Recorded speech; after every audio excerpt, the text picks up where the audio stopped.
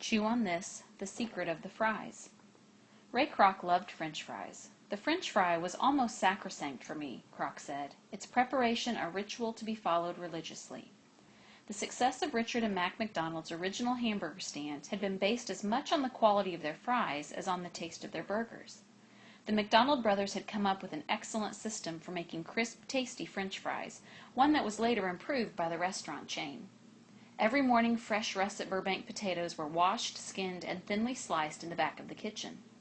McDonald's used special fryers to keep the oil temperature above 325 degrees. As the fast food chain expanded, it became more difficult, and yet all the more important, to maintain the quality of the fries. Kroc wanted to make sure that the French fries tasted exactly the same at hundreds of different locations. Using fresh potatoes peeled by hand created a risk that the fries might taste better at one McDonald's than another. Kroc couldn't bear that thought. In 1965, Ray Kroc met with J.R. Simplot, Idaho's great potato baron. Simplot had an idea for McDonald's: switch to frozen French fries. He had good reason to propose such an idea. He was the biggest potato grower and shipper in the United States, and his company had spent years trying to develop the perfect frozen French fry. Simplot wanted Americans to eat more potatoes and hoped that frozen fries would become incredibly popular. Although Thomas Jefferson had brought the Parisian recipe for pommes frites to the United States in 1802, French fries didn't become well known until the 1920s. Americans traditionally ate their potatoes boiled, mashed, or baked. French fries were widely introduced in the United States by World War I veterans who had eaten them in Europe, and by the drive-in restaurants that opened in Southern California during the 1930s and 1940s. Fries could be served without a fork or a knife, and they were easy to eat behind the wheel. But with all the peeling and slicing and frying, they were extremely time-consuming to prepare. The frozen fry promised to end all that hassle.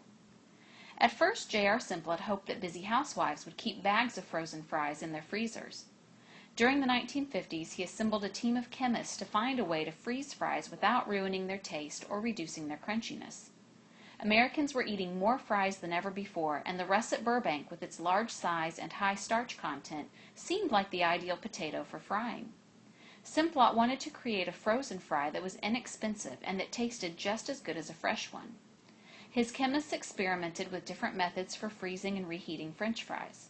They suffered a number of setbacks, such as learning the hard way that when you try to cook French fries in a potato chip fryer, the fries just sink to the bottom and burn.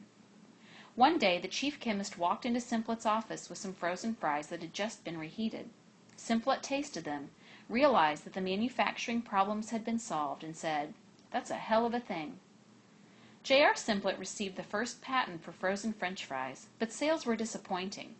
Although the frozen fries were pre-cooked and could be baked in an oven, they tasted better when reheated in hot oil. Busy housewives didn't always have the time to do that. Simplot needed to find restaurant owners who already had fryers in their kitchens, who had full-time workers to run the fryers, and who would recognize the tremendous potential of his frozen fries. Simplot's meeting with Ray Kroc went well. The idea of switching to frozen French fries appealed to Kroc as a way to make sure the fries tasted the same everywhere and as a way to cut costs in the kitchen. At the time, McDonald's bought fresh potatoes from about 175 local suppliers, and crew members spent a great deal of their time peeling and slicing potatoes. Simplot offered to build a new factory solely for the manufacture of frozen French fries for McDonald's. Kroc agreed to try Simplot's fries, but made no long-term promises. The deal was sealed with a handshake. McDonald's began to sell J.R. Simplot's frozen French fries in 1966. Customers didn't notice any difference, and the reduced cost of using frozen potatoes instead of fresh ones made French fries one of the most profitable items on the menu, much more profitable than hamburgers. Simplot quickly became the main supplier of French fries to McDonald's. At the time, McDonald's had about 725 restaurants in the United States. Within a decade, it had more than 3,000. Simplot sold his frozen fries to other restaurant chains, helping the fast food industry grow. The success of the frozen fry also changed the nation's eating habits. Americans have always eaten more potatoes than any other food except dairy products and wheat flour. In 1960, the typical American ate 81 pounds of fresh potatoes and about 4 pounds of frozen French fries. Today, the typical American eats about 49 pounds of fresh potatoes and about 30 pounds of frozen French fries. Close to 90% of those fries are purchased at fast food restaurants. Before J.R. Simplot figured out how to freeze them and McDonald's widely advertised them, French fries were a special treat. Now they're eaten all the time by adults, teenagers, even very young children. A study recently found that 1 out of every 5 American toddlers eats French fries every day. Thanks mainly to the frozen French fry, J.R. Simplot, who dropped out of school in the 8th grade, is now one of the richest men in the United States. He is also one of America's biggest landowners. "I've been a land hog all my life," Simplot says, laughing. His company now has 85,000 acres of irrigated farmland, and he personally owns more than twice that amount of ranch land. He owns much of downtown Boise, Idaho, and a big hillside house that overlooks the city. At home, he flies a gigantic American flag on a flagpole that's more than 100 feet high.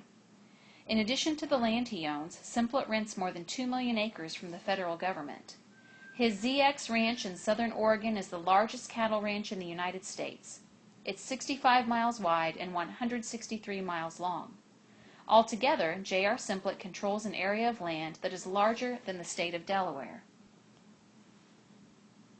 The farmers in Idaho who grow the potatoes haven't done nearly as well. There used to be hundreds of small companies that bought potatoes, and farmers were able to wait and see who would offer the best price. But the fast food chains and their desire for huge amounts of fries that taste exactly the same have made a handful of fry companies extremely powerful. The small companies have either gone out of business or been bought out. Today, 3 companies control about 80% of the American market for frozen French fries, and if potato farmers don't like the price being offered by those 3 companies, then they're out of luck. This new system is good for the fast food chains. They can buy frozen fries for about 30 cents a pound, reheat them in oil, and then sell them to customers for about $6 a pound. The fast food chains sell French fries for prices about 20 times higher than what they paid for them. No wonder Ray Kroc loved French fries. The farmer who planted the potatoes, carefully tended them, and harvested them doesn't get such a good deal. Out of every $1.50 that you spend on a large order of French fries at a fast food restaurant, maybe 2 cents goes to the farmer. Over the past 25 years, Idaho has lost about half its potato farmers. Family farms are giving way to corporate farms that stretch for thousands of acres. These corporate farms may be controlled by executives living in distant cities or states. Instead of being farmed by a family that has lived on it for generations, the land becomes just another asset of a corporation. It can be bought or sold or turned into a shopping mall without any consideration besides what's most profitable in the short term. The independent family farmers who helped found the United States, who came to symbolize its freedom and democracy, are rapidly disappearing. Powerful corporations are taking their place, either owning the land or controlling the farmers who work it. Factory fries. Although the J.R. Simplot Company supplies the majority of the fries that McDonald's sells in the United States, 2 other fry companies are now larger. McCain, a Canadian firm that became the number 2 fry company in the United States in 1997, and Lamb Weston, the world's biggest producer of frozen French fries. The Lamb Weston factory in American Falls, Idaho, makes French fries for McDonald's and other fast food chains. It's the sort of place that Walt Disney would have adored. It uses the latest science and technology to achieve better living through frozen food. You can hardly believe how many fries this one factory produces. It goes through about 4 million pounds of potatoes every day. Lamb Weston was founded in 1950 by F. Gilbert Lamb, the inventor of a crucial piece of French fry making technology. The Lamb water gun knife uses a high-pressure hose to shoot potatoes at a speed of 117 feet per second through a grid of sharpened steel blades, thereby creating perfectly sliced French fries. After coming up with the idea, Gil Lamb tested the first water gun knife in a company parking lot, shooting potatoes out of a fire hose. Lamb Weston now manufactures more than 130 different kinds of French fries, including steakhouse fries, crisp-cut fries, high fries, more fries, flamethrower fries, tater babies, and tater boy curly QQQ fries.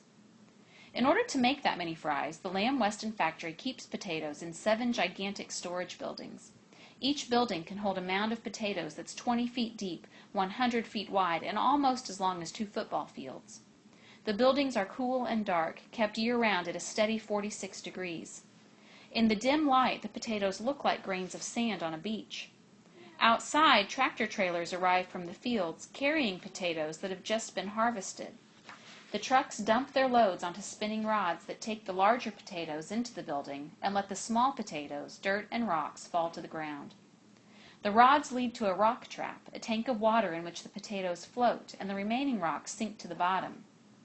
The plant uses streams of water to float potatoes gently this way and that way, guiding different sizes out of different containers, then flushing them into a 3-foot deep stream that runs underneath the cement floor.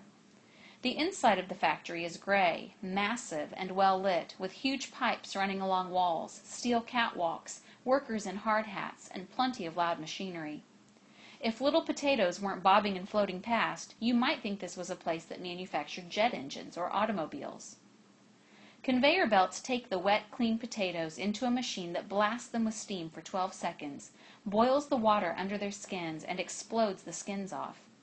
Then the potatoes are pumped into a tank and shot through a lamb water gun knife. They emerge as shoestring fries. 4 video cameras scrutinize them from different angles, looking for flaws. When a French fry with a dark spot is detected, an optical sorting machine shoots a single burst of compressed air that knocks the bad fry off the production line. The fry drops onto a separate conveyor belt, which carries it to a machine with tiny automated knives that precisely remove the dark spot, and then the fry is returned to the main production line. Sprays of hot water cook the fries, gusts of hot air dry them, and 25,000 pounds of boiling oil fry them to a slight crisp. Air cooled by compressed ammonia gas quickly freezes them. A computerized sorting machine divides them into 6-pound batches, and a device that spins like a merry-go-round aligns the French fries so they all point in the same direction. The fries are sealed in brown bags, and the bags are loaded by machines into cardboard boxes, and the boxes are stacked by machines onto wooden pallets. Forklifts driven by human beings carry the pallets to a freezer for storage. Inside that freezer there are millions of pounds of French fries, most of them destined for McDonald's. The boxes stacked as high as a 3-story building, the stacks extending for roughly 40 yards.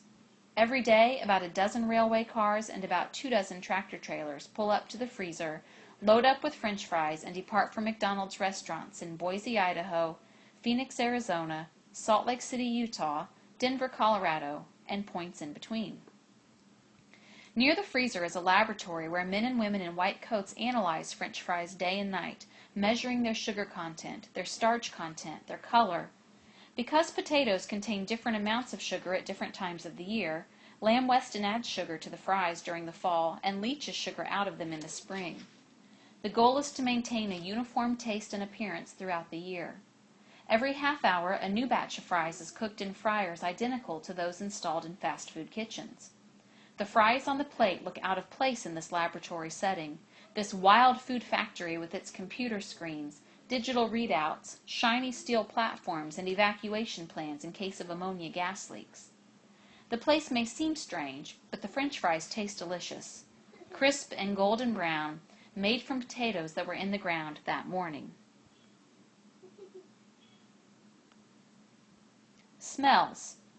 McDonald's French fries are made at the same factories that make fries for the other fast food chains, but there's something special about the taste of McDonald's French fries. Just about everyone, including some famous food critics, loves the taste of McDonald's fries. Their special taste doesn't come from the kind of potatoes that McDonald's buys, the technology that processes them, or the restaurant equipment that fries them. Other chains buy their fries from the same large processing companies, use russet Burbanks, and have similar fryers in their restaurant kitchens. The taste of a French fry is largely determined by the cooking oil. For decades, McDonald's cooked its French fries in a mixture of about 7% soybean oil and 93% beef fat. The mix gave the fries their unique flavor, and more saturated beef fat than a McDonald's hamburger. When doctors and nutritionists argued that all that beef fat made the fries unhealthy, McDonald's responded to the criticism by switching to vegetable oil in 1990. The switch presented the company with an enormous challenge: how to make fries that taste slightly like beef without cooking them in beef fat. A look at the ingredients used in the preparation of McDonald's French fries reveals how the problem was solved. Toward the end of the list is a seemingly innocent yet oddly mysterious phrase: natural flavor. The potatoes and the cooking oil at McDonald's both contain natural flavor, and it's made out of beef. That fact helps to explain not only why the fries taste so good, but also why most fast food, indeed most of the food Americans eat today, tastes the way it does. Open your refrigerator, your freezer, your kitchen cupboards, and look at the labels on your food. You'll find natural flavor or artificial flavor in just about every list of ingredients. The similarities between these two kinds of flavoring are far more important than their differences. Both are man-made additives that give most processed food its taste. When people buy food for the first time, it's usually because of how the food or its packaging looks. After that first purchase, it's the taste that makes them want to buy the food again. Americans now spend more than $1 trillion on food every year, and more than 90% of that money is spent on processed food. But the canning, freezing, and dehydrating techniques used to process food destroy most of its flavor. Since the end of World War II, a vast industry has arisen in the United States to make processed food taste good. Without this flavor industry, today's fast food industry could not exist. The names of the leading American fast food chains and their best-selling menu items have become famous worldwide, but few people can name the companies that manufacture fast food's taste. The flavor industry is highly secretive. Its leading companies will not disclose the formulas of their flavor compounds or the names of their clients. These secrets help protect the reputations of beloved brands. The fast food chains would like people to think that the taste of their food comes from the cooking in their restaurant kitchens, not from distant factories run by other firms.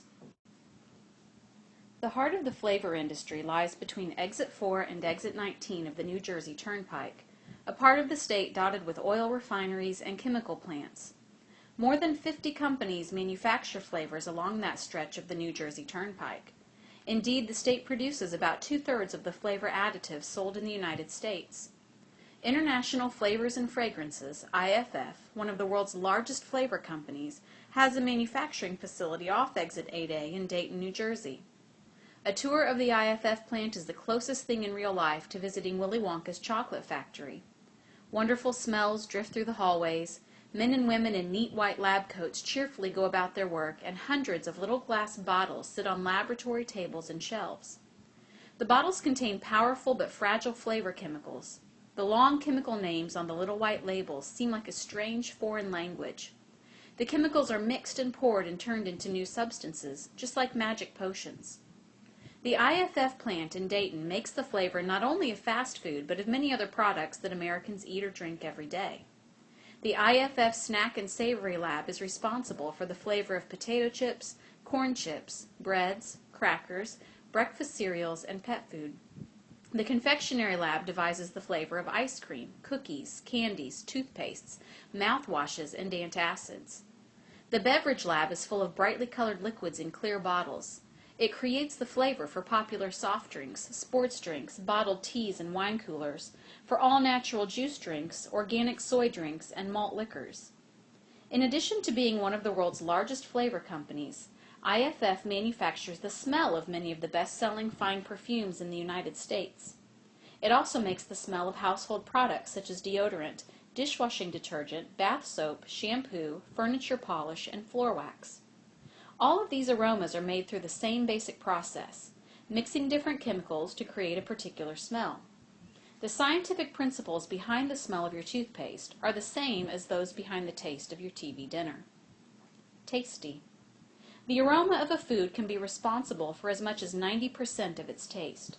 Scientists now believe that human beings acquired the sense of taste as a way to avoid being poisoned. Edible plants generally taste sweet, deadly ones bitter. Taste is supposed to help us tell the difference between food that's good for us and food that's not. The taste buds on our tongues can detect the presence of a dozen or so basic tastes.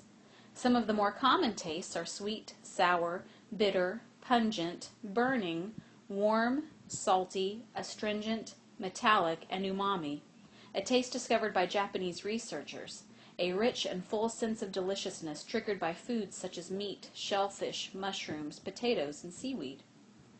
Although our taste buds can detect about a dozen basic flavors, our noses are far more sensitive.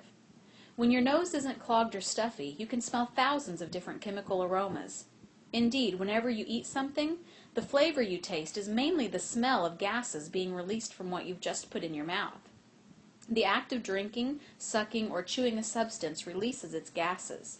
They flow out of your mouth and up your nostrils, or up the passageway in the back of your mouth, to a thin layer of nerve cells called the olfactory epithelium.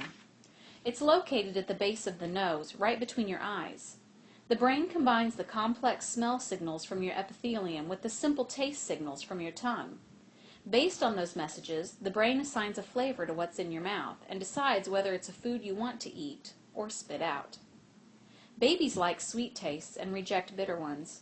We know this because scientists have put different flavors inside the mouths of infants and then studied the reactions on their face. A person's eating habits are largely formed in the first few years of his or her life. It's during childhood that you learn to eat what food you like, says Julie Manella, a scientist at the Monell Chemical Senses Center in Philadelphia. Children can learn to enjoy hot and spicy food, bland health food, or fast food, depending on what the people around them eat.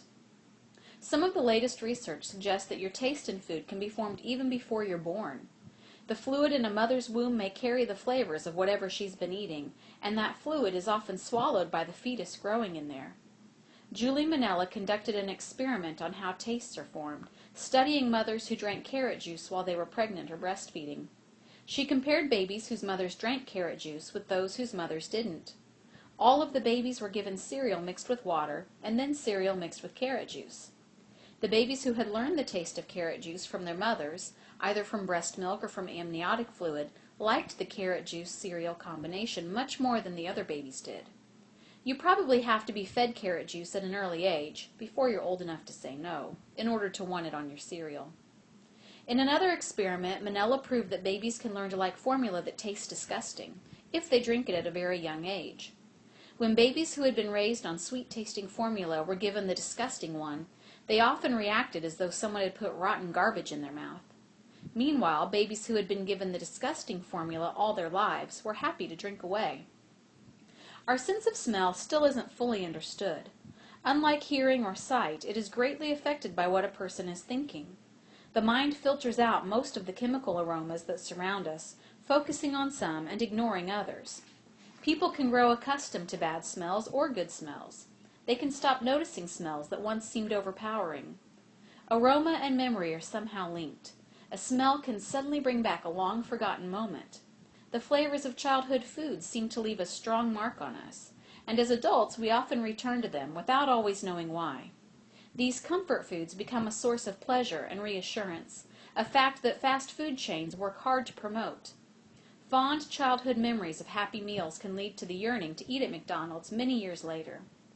The taste of fast food is no accident. It is carefully designed to be remembered all your life. Those strawberry shakes. The human craving for flavor has always been an important force in history. For thousands of years, royal empires have been built, unexplored lands have been crossed, great religions have been forever changed by the spice trade. In 1492, Christopher Columbus set sail for India to find seasoning. Instead, he discovered America. Today, the influence of flavor in the world marketplace is no less remarkable. The rise and fall of corporate empires, of soft drink companies, snack food companies, and fast food chains is often determined by the way their products taste. The flavor industry emerged in the mid-19th century when processed foods began to be manufactured on a large scale. Food companies needed flavor additives to replace the aromas lost during processing. They soon turned to perfume companies, which had years of experience working with essential oils and creating memorable smells. The great perfume houses of England, France, and the Netherlands produced many of the first flavor additives. In the early part of the 20th century, Germany's powerful chemical industry gave it an advantage in flavor production. Legend has it that a German scientist unexpectedly discovered one of the first artificial flavors, methylanthranilate, while mixing chemicals in his laboratory. Suddenly, the lab was filled with the sweet smell of grapes. Methylanthranilate later became the chief flavor additive in grape Kool-Aid. After World War II, much of the perfume industry shifted from Europe to the United States, settling in New York City near the headquarters of the leading fashion designers. The flavor industry came with it, but later moved to New Jersey, where larger factories could be built. At first, man-made flavor additives were used mainly in baked goods, candies, and sodas. And then, during the mid-1950s, sales of processed food began to soar. The invention of fancy equipment that can detect gases at low levels, such as gas chromatographs, increased the number of flavors that could be manufactured. By the mid-1960s, the American flavor industry was churning out compounds to supply the taste of Pop-Tarts, Hamburger Helper, Bake-O-Bits, Tab, Tang, Filet-O-Fish sandwiches, and literally thousands of other products. Today, the industry's latest gadgets, headspace vapor analyzers and high-tech spectrometers, can create a detailed map of a food's flavor chemicals. They can detect aromas present in amounts as low as 1 part per billion. The human nose, however, is more sensitive than any of these machines. A nose can detect aromas present in quantities of a few parts per trillion, an amount equal to about 0.000000000003%. Some aromas are more complicated than others.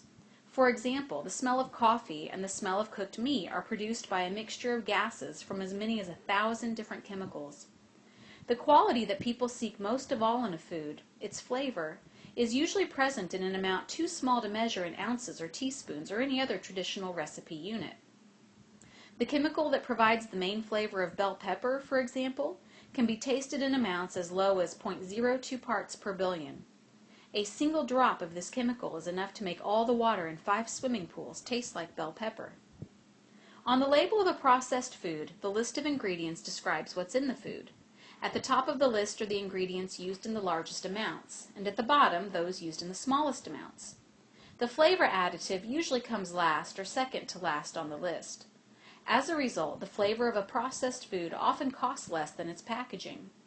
Soft drinks contain a larger amount of flavor additives than most products. The flavor in a 12-ounce can of Coke costs about half a cent. The U.S. government does not require flavor companies to list the ingredients of their additives. This allows the companies to preserve the secrecy of their flavor formulas. It also hides the fact that flavor additives often contain more ingredients than the foods being given some taste. The phrase artificial strawberry flavor offers little hint of the scientific wizardry that can make a highly processed food taste like a strawberry. For example, if you wanted to make a strawberry milkshake at home, here's all you'd need: ice, cream, strawberries, sugar, and a touch of vanilla.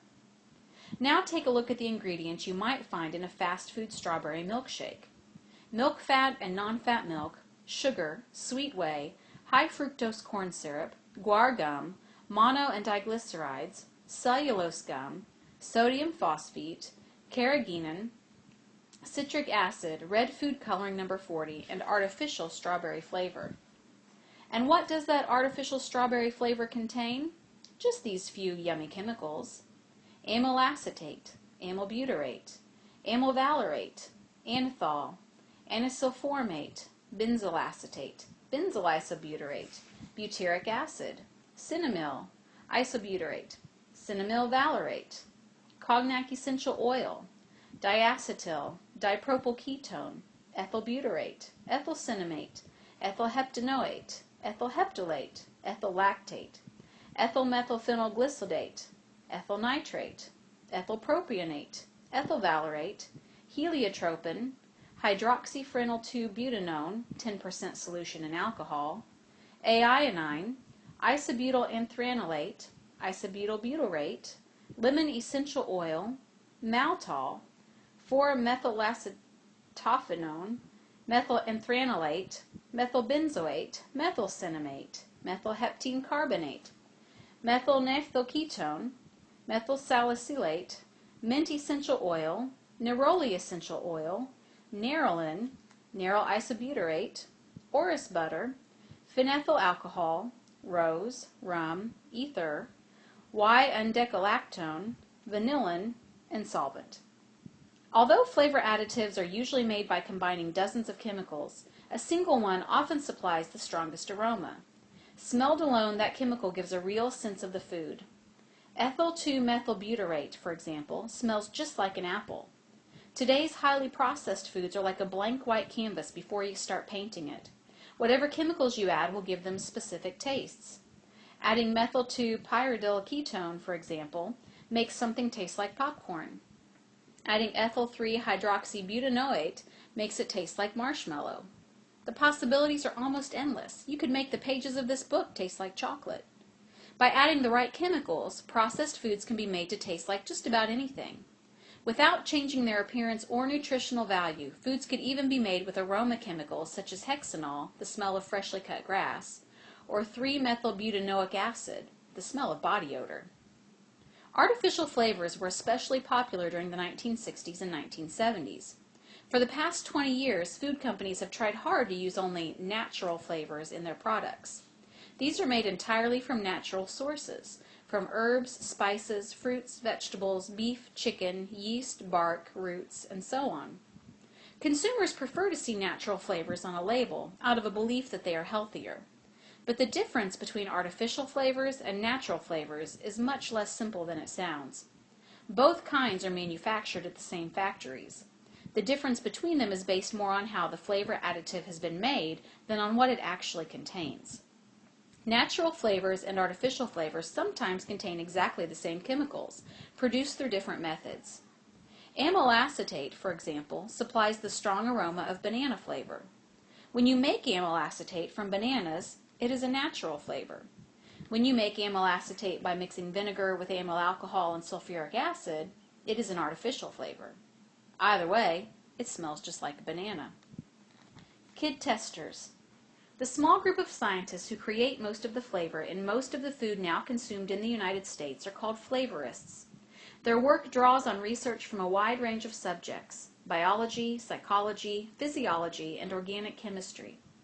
A flavorist is a chemist with a trained nose and a poetic outlook. Flavors are created by blending many chemicals in tiny amounts. Although the mixtures are based on hard scientific principles, they also reflect a good deal of imagination and creativity. One flavorist compares his work to composing music, suggesting that a well-made flavor additive will always have the right notes. The taste of a food can be changed enormously by tiny changes in the flavoring mix. A little odor goes a long way, another flavorist says. In order to give a processed food the right taste, a flavorist must always consider the food's mouthfeel, the combination of textures that you notice as you eat it. The mouthfeel can be adjusted through the use of different fats, gums, and starches. The chemicals that give food its smell can be studied easily with the right equipment, but mouthfeel is much harder to measure. How do you measure the crispness of a French fry? A complex machine, the universal TAXT2 texture analyzer, produced by the Texture Technologies Corporation, tries to figure out the mouthfeel of a food using 25 separate probes. It is basically a mechanical mouth. It measures all the things that can give a food the right mouthfeel: the bounce, creep, breaking point, density, crunchiness, chewiness, gumminess, lumpiness, rubberiness, springiness, slipperiness, smoothness, softness, wetness, juiciness, spreadability, springback, and tackiness. As marketing to children has become more and more important to processed food companies and fast food chains, flavorists have increased their efforts to discover what children like. The flavor companies constantly run taste tests for kids. These aren't the kind of taste tests you might get in your grandma's kitchen when she's making brownies and asks you to lick the spoon. At flavor factories and flavor company offices, children are often placed in small booths, separated by plastic dividers. Researchers wearing white lab coats and plastic gloves slip samples of pizza, ice cream, flavored potato chips, and all sorts of other foods through small wooden doors. The kids taste the samples and then tell the researchers which ones taste best. Some children feel uncomfortable sitting in the little booths. Whenever possible, IFF does its testing in a room that feels more like a classroom. During one of those tests at an IFF plant in Union Beach, New Jersey, a dozen kids between 8 and 12 years old recently sat at a table with brand new Fujitsu computers. Perched on black swivel chairs, some of the kids were so little that their heads could barely be seen above the table. A few rocked nervously from side to side. IFF promised to pay each one of them $10 to taste yogurts, and they talked excitedly about what to do with the money. The researchers were hidden behind a one-way mirror, able to watch the children without being seen. The kids entered their taster identification number into the computer and then tasted a sample of yogurt. The computer asked them questions about the look of the yogurt, as well as some questions that Goldilocks might have answered. Is the flavor too strong or too weak, or just right? Once the children finished a sample, they drank a sip of water, took a bite of a cracker, and raised a blue card with a number on it to get another sample. 2 women scurried around the room carrying small plastic cups filled with bright pink and blue yogurt. The kids had fun answering the questions and eating the yogurt, but they seemed unaware of the nationwide impact this taste test could have. The answers they punched into their computers might convince IFF to use one set of flavors instead of another. In that room in Union Beach, a dozen local New Jersey kids were helping to decide the taste of yogurt that children might soon be eating all over the United States. During the past 2 decades, the flavor industry's role in food production has become so influential that many children now like man-made flavors more than real ones. Fresh fruits and vegetables often have complicated, unpredictable flavors that combine bitterness with sweetness. When flavorists create additives for adult foods, they try to imitate nature as closely as possible. When flavorists create additives for kids' foods, they usually get rid of the bitterness and increase the sweetness. Children's flavors are often twice as sweet as those made for adults. Children's expectation of a strawberry is completely different, says a flavorist at IFF. They want something that is strong and that has something like bubblegum notes. The use of strong, unusual flavors is now one of the most popular trends in kids' food. Doggy Man bubblegum tastes like a hot dog. Bubblicious Twisted Tornado gum is supposed to taste like whatever a tornado tastes like, without the dust. There are pepperoni pizza-flavored potato chips, cotton candy-flavored ice cream, and pina colada milk drinks. One candy manufacturer, inspired by the Harry Potter books, now sells jelly beans that are supposed to taste like earthworms, dirt, vomit, and boogers. Of course, they don't taste exactly like those things. In real life, those things taste horrible. Although IFF could create candy that tastes just like barf, the company doesn't think it's a good idea. We could do it very easily, an IFF executive says, but I don't think that would be acceptable. The bugs in your candy. The color additives in processed foods are present in even smaller amounts than the flavor additives. Many of New Jersey's flavor companies also manufacture these color additives, which are used to make processed foods look good. Food coloring serves much the same purpose as women's makeup, and it's often made from the same basic ingredients. Titanium dioxide, for example, is a mineral with many different uses. It can give candies, frosting, and icing their bright white colors. It is used as a coloring in makeup, and it is also commonly used in white house paints. So you can use titanium dioxide to ice your cake or paint your house. At Burger King, Wendy's, and McDonald's, color additives can be found in many of the sodas, salad dressings, cookies, chicken dishes, and even sandwich buns. One of the most widely used color additives comes from an unexpected source. Cochineal extract, also known as carmine or carminic acid, is made from the dead bodies of small bugs harvested mainly in Peru and the Canary Islands. The female Dactylopius coccus costa likes to feed on cactus pads, and color from the cactus gathers in her body and her eggs. The little bugs are collected, dried, and ground into a coloring additive. It takes about 70,000 of the insects to make a pound of carmine, which is used to make processed foods look pink, red, or purple. Dannon strawberry yogurt gets its color from carmine, as do many candies, frozen fruit drinks, fruit fillings, and Ocean Spray pink grapefruit juice drink. Studies have found that the color of a food can influence the way people think it tastes. Brightly colored foods seem to taste better than bland-looking foods, even when their flavors are exactly the same. The color additives in children's foods have become increasingly bold. According to IFF, kids are now drawn to outrageous colors in foods that change color in your mouth. Foods that are strawberry flavored no longer need to be pink. Grape flavored foods don't need to be purple. Bright blue and green colorings are quite popular, regardless of the food's flavor. Boys are more likely than girls to try foods that are strangely colored, like purple French fries and purple ketchup, or foods that do strange things in your mouth, like mega warheads which turn your tongue blue. The popularity of unnatural colors, however, has led to accidental poisonings. Some laundry detergents and window washing fluids are the same bright blue color as drinks such as Frost Gatorade. Small children have tried to drink these toxic liquids thinking they will taste delicious.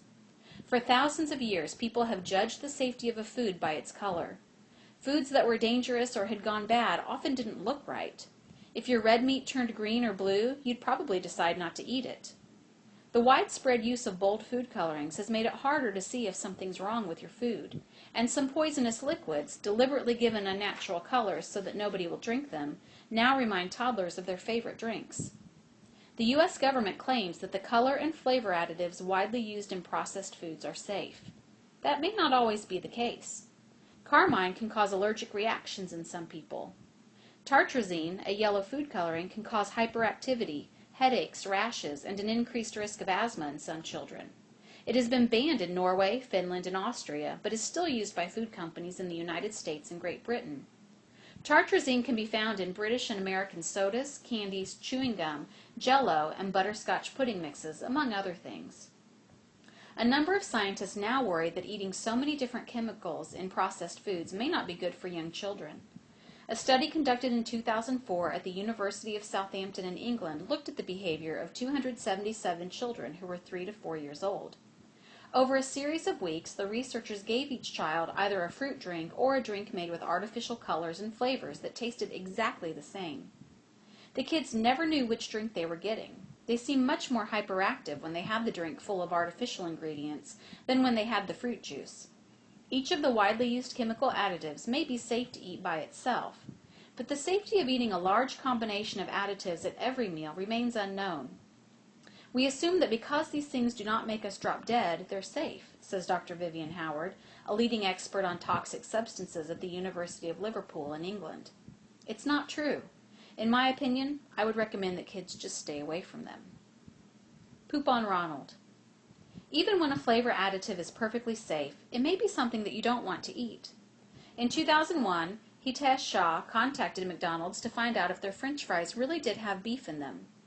Shah was a Los Angeles software designer, a regular customer at McDonald's, a vegetarian, and a devout Jain. His religion, Jainism, strictly forbids eating any meat and wearing any clothing made from animal products. Jain monks and Jain nuns cover their mouths with cloths so that they will never accidentally swallow or breathe in any insects. For years, McDonald's had said that its French fries were cooked in pure vegetable oil and could be eaten by vegetarians.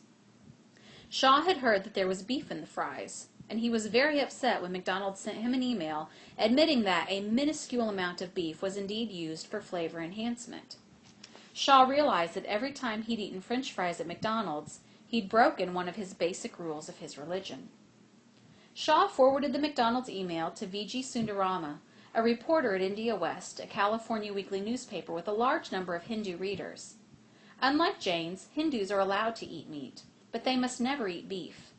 Hinduism teaches that cows are holy animals and cows cannot legally be killed in India. Sundarama investigated McDonald's use of beef flavoring and wrote an article for India West called "Where's the Beef? It's in Your French Fries." After reading the article, Harish Bharti, a Seattle attorney, angrily filed a lawsuit against McDonald's, claiming that the fast food chain had misled people. Eating a cow for a Hindu, Bharti later explained, would be like eating your own mother. When news of the lawsuit reached India, a crowd of 500 Hindus marched to a McDonald's restaurant in a suburb of Bombay and destroyed it. At a McDonald's in Bombay, a crowd smeared cow poop on a statue of Ronald McDonald. In New Delhi, protesters staged a demonstration in front of McDonald's Indian headquarters.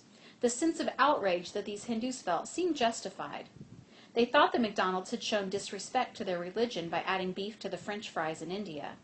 They assumed that the fries in India were being made the same way as the fries in the United States. A reasonable assumption. If you visit McDonald's anywhere in the world, the great taste of our famous French fries and Big Mac is the same, a McDonald's website declared. But that wasn't always true. McDonald's didn't use any beef flavoring in India, nor did it add beef to the fries in Great Britain, a country with a large Hindu population. Without telling anyone, McDonald's was quietly using different French fry recipes in different countries. In India and Great Britain, it didn't use any beef. In the United States, it used beef flavoring. And in Canada, Japan, Mexico, and Australia, McDonald's still made French fries the old-fashioned way, cooking them in beef fat. McDonald's apologized to vegetarians in the United States, settled the lawsuit filed by Harish Bharti, and as part of the settlement donated $10 million to Hindu and vegetarian groups. The apology led other restaurant chains to admit that they were also using animal products to make their French fries taste better. At Denny's and Church's Chicken, the fries were flavored with beef. At Burger King, the fries were flavored with chicken. Fries that taste like chicken may sound gross, but they're not as gross as some of the fries made in France. At restaurants over there, in the nation that invented French fries, they're sometimes cooked with horse fat. Bon appetit!